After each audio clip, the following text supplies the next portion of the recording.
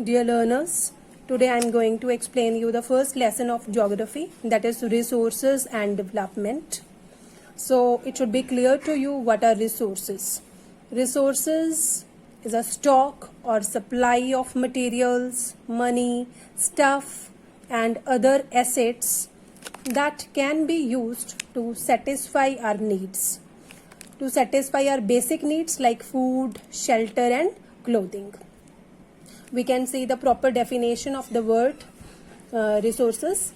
Everything available in our environment which can be used to satisfy our needs, provided it is technologically accessible, economically feasible and culturally acceptable, can be termed as resource. This is your question number 1. Define the term resource. You can note down the answer from here.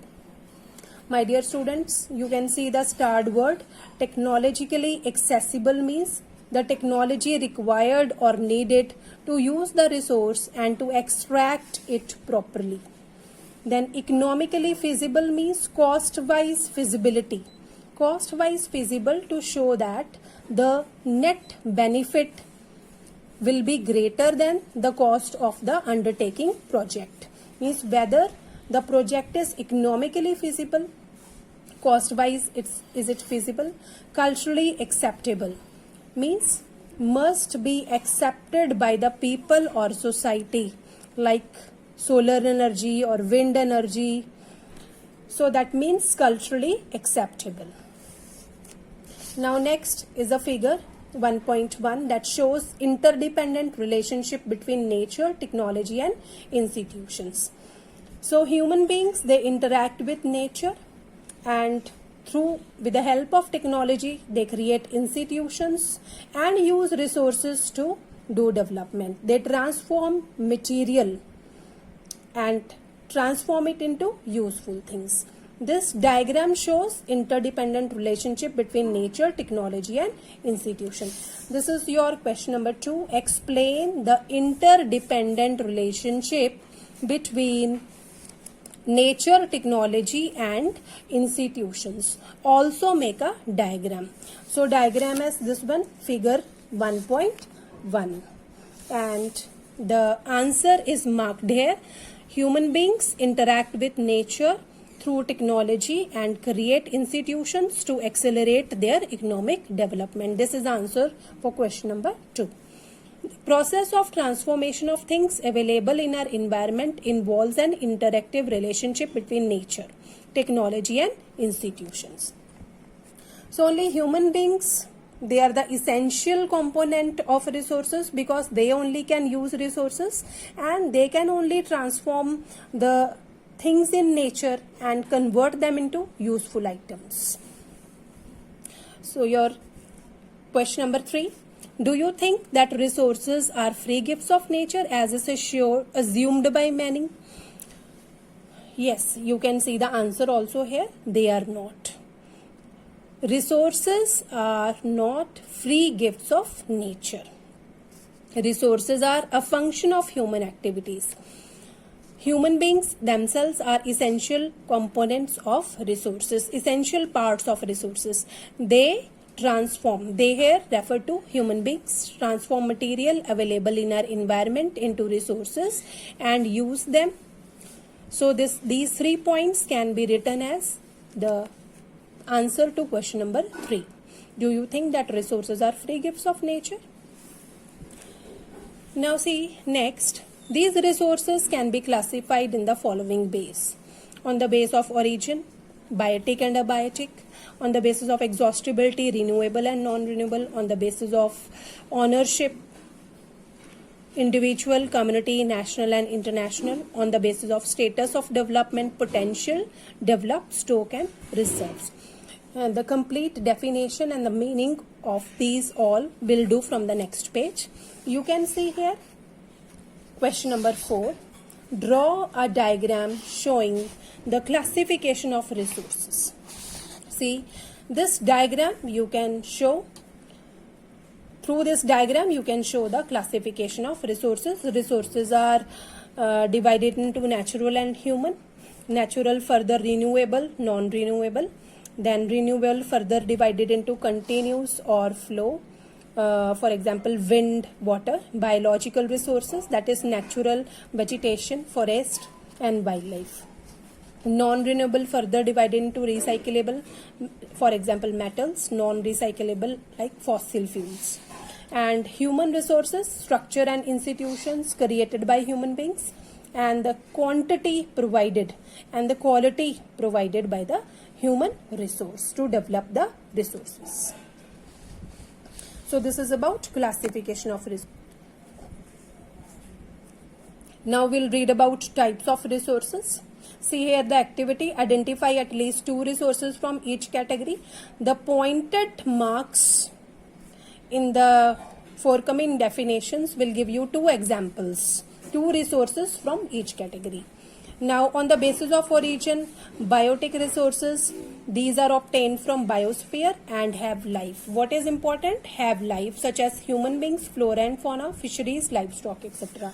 Abiotic resources, all those things which are composed of non-living things are called abiotic resources. For example, rocks and metals. Dear students, you can get these questions in any form, that classify the resources on the basis of origin, or define biotic resources, define abiotic resources, classify on the basis of exhaustibility, or define renewable resources. Exhaustibility means which can be exhausted, which can be finished.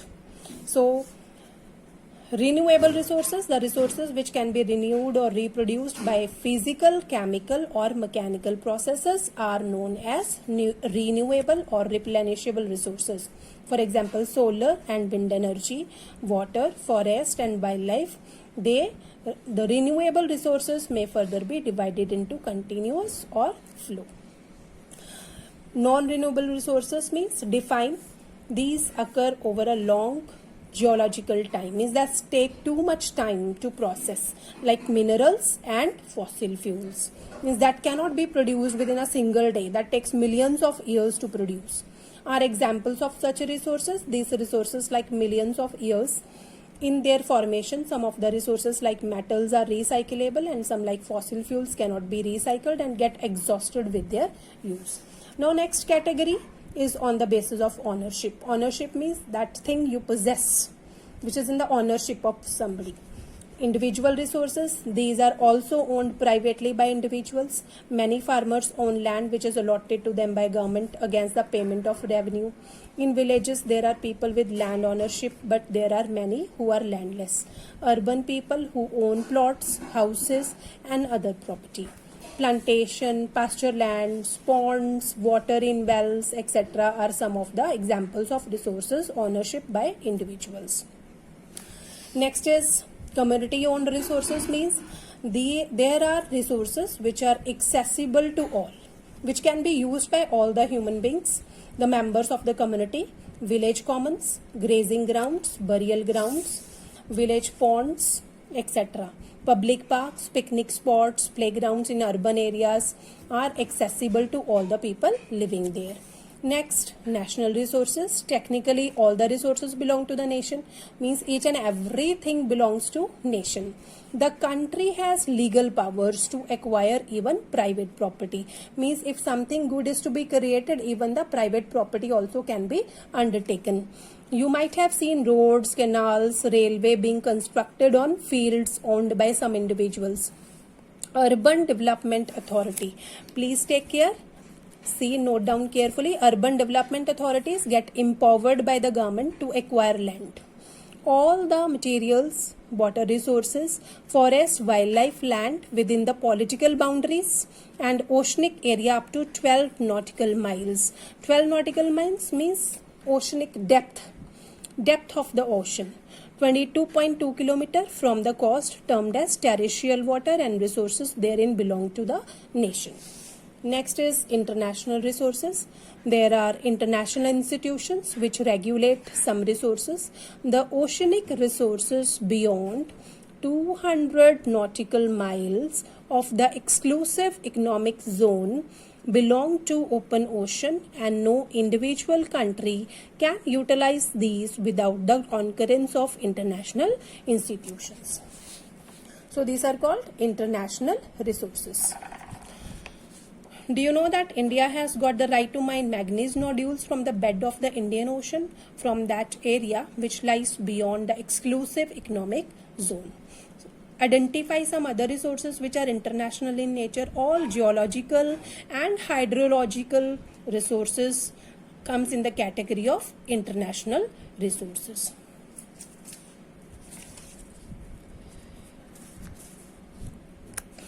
You can see here what is exclusive economic zone. An area of coastal water and seabed within a certain distance of a country's coastline to which the country claims exclusive rights for fishing, drilling and other economic activities. This is called exclusive economic zone. Next we'll continue with on the basis of status of development. On the basis of status of development, resources can be further classified into potential resources, developed resources, stock and reserves. Resources which are found in a region but have not been utilized. What is most important? But have not been utilized. For example, the western parts of India, particularly Rajasthan and Gujarat, have enormous potential for the development of wind and solar energy, but so far these have not been developed. Means it has a potential, it can be developed with the help of technology.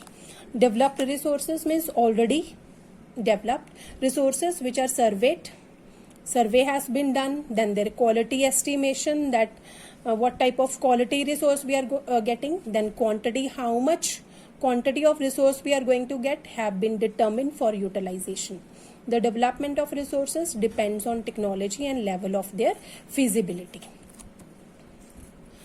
The next is stock. Materials in the environment which have the potential to satisfy human needs, but human beings do not have the appropriate technology to access these.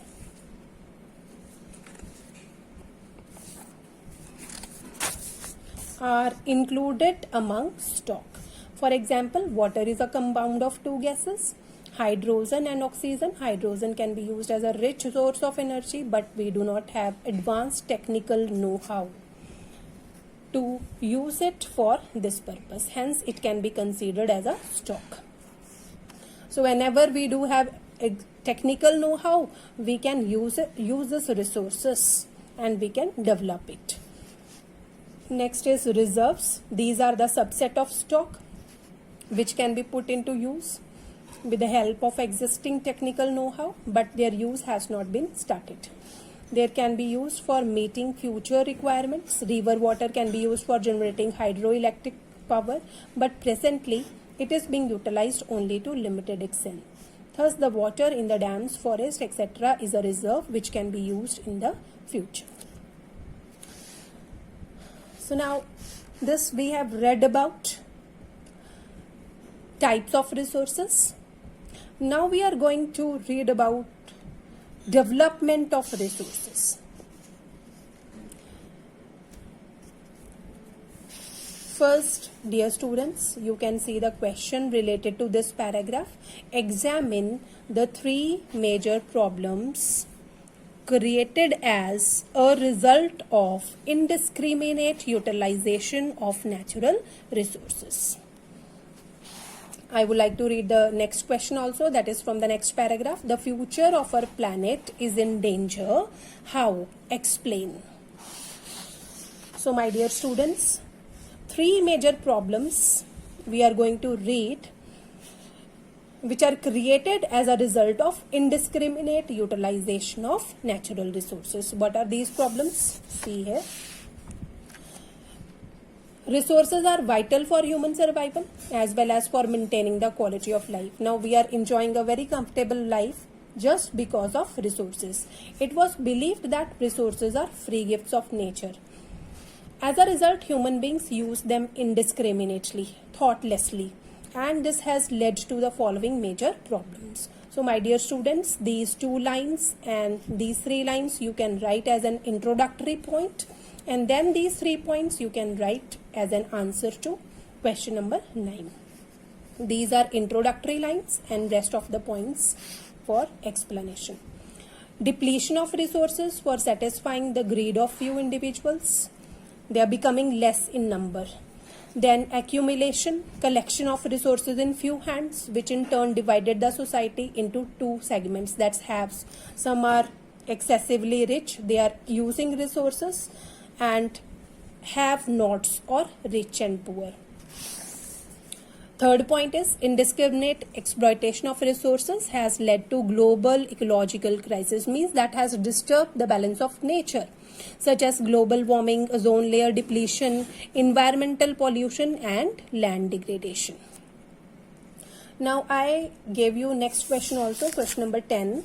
The future of our planet is in danger. How? Explain. An equitable distribution of resources has become essential for a sustained quality of life and global peace.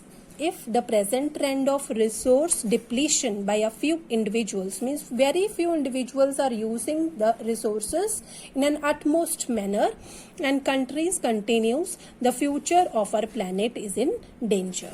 Therefore, what is needed? Resource planning is essential for sustainable existence of all forms of life. Sustainable existence is a component of sustainable development. Now you must be wondering, what is sustainable development? Sustainable means when we do not do any harm while using the resources from the nature, and we keep it safe for the future generation also. See what's the definition. You can see here question number 11. What is sustainable development? Sustainable economic development means development should take place without damaging the environment. We should not damage environment, and development in the present should not compromise with the needs of the future generation. Means we have borrowed these resources from the future generation. So we do not have any right to exhaust or to finish all these resources. So we need to be very conscious. So to maintain the sustainable development, something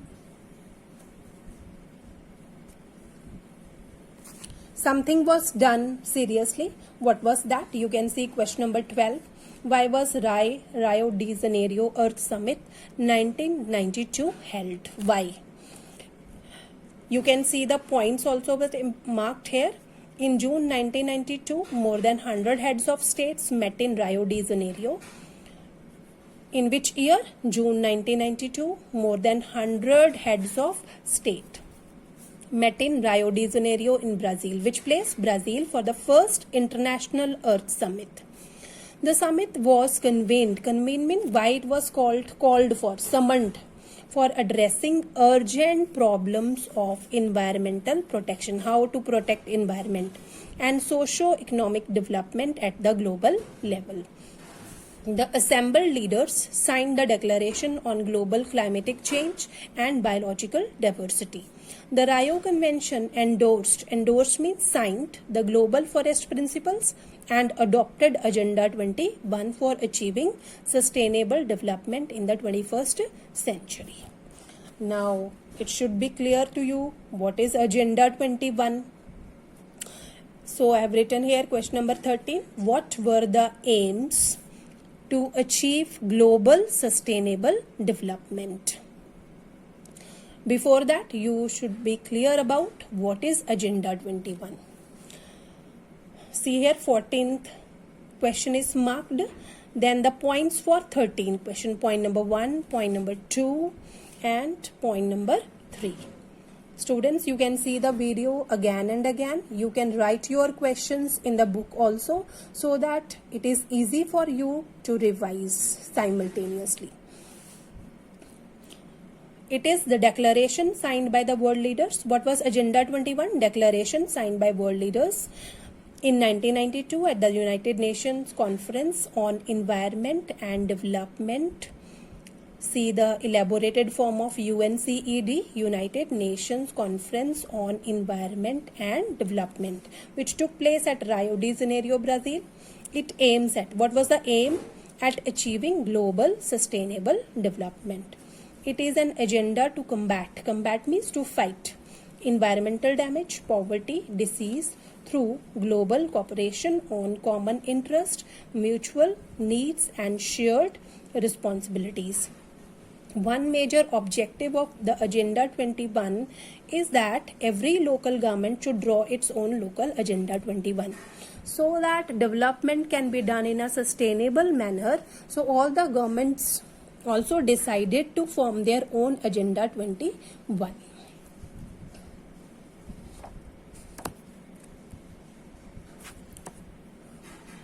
Yes, dear students, in this video we have finished up to page number 3. In the next video I will explain you the rest of the pages. There are total 14 questions in all these pages from page number 1 to 3. You please do simultaneously. You see this video again and again. You can note down the question on your book. I have repeated all the questions regularly so that you can note down. Thank you.